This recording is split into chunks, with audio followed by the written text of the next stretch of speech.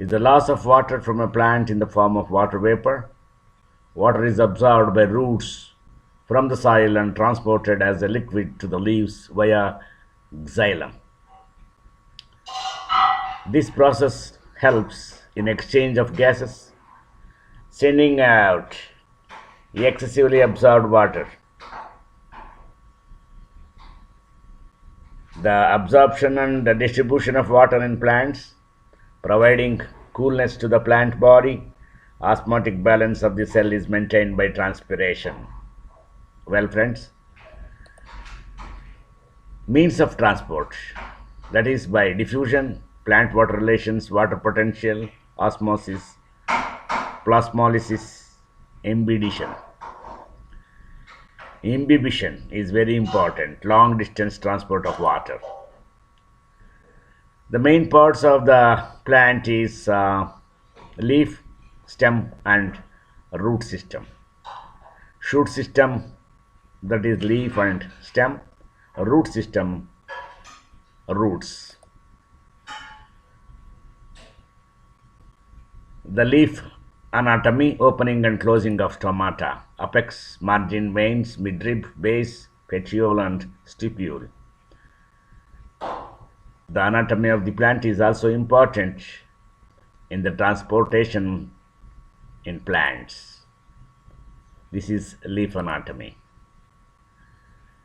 We will discuss leaf anatomy well in detail. Stomata is an important organ in the leaf,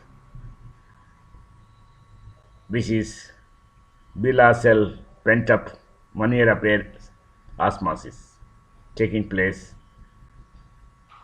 Carbon dioxide in and oxygen is out along with water vapor.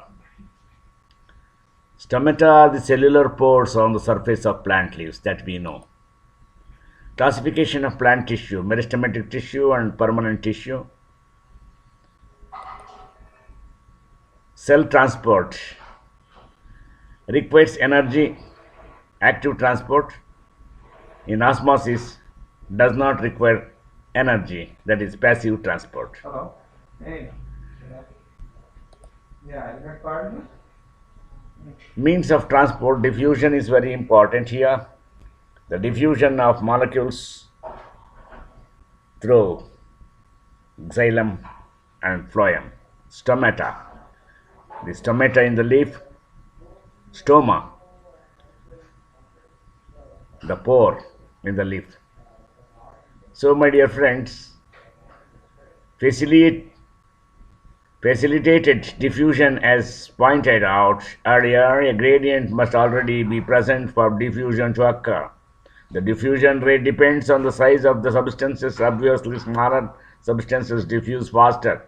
The diffusion of any substance across a membrane also depends on its solubility in lipids, the major constraint of the membrane. They do not set up concentration gradient. A concentration gradient must already be present for molecules to diffuse, even if facilitated by proteins. This process is called facilitated diffusion. This is the facilitated diffusion. Outer side of the cell membrane, and this is the transport protein, transport molecule, inner side of the cell. See, my dear, passive transport and antipodes, some carrier or transport proteins allow diffusion only if two types of molecules move together.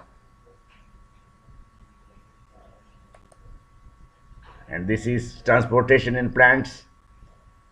Active transport uses energy to transport and pump molecules against a concentration gradient. Active transport is carried out by specific membrane proteins. Hence, different proteins in the membrane play a major role in both active as well as in passive transport. So friends, transportation consists of active transport and passive transport. Pumps are proteins that use energy to carry some substances across the cell membrane. These pumps can transport substances from a low concentration to a high concentration. So here is important uphill transport. Transport rate reaches a maximum when all the protein transporters are being used or saturated. Like enzymes, the carrier protein is very specific in what it carries across the membrane. These proteins are sensitive to inhibitors that react with protein side chains. So here this is plasmolysed water outside the membrane. Here flaccid water outside the membrane, and it is turgid water inside enter into the membrane by. So here another important thing, symplast and apoplast. So this is the root system, plasma and the plasma membrane, epidermis, outermost layer of the root, cortex, then epidermis, then pericycle, which is nothing but xylem, the tissue. So this is very important, transport in plants.